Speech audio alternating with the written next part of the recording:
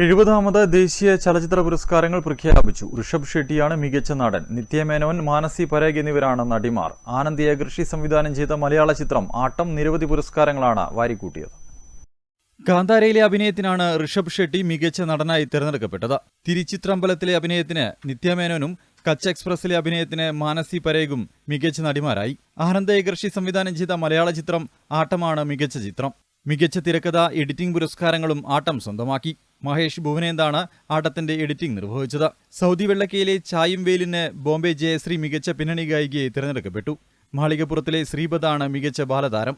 മികച്ച മലയാള ചിത്രമായി തരുൺമൂർത്തി സംവിധാനം ചെയ്ത സൗദി വെള്ളക്ക തിരഞ്ഞെടുക്കപ്പെട്ടു. കാന്താരിയാണ് മികച്ച ജനപ്രിയ ചിത്രം.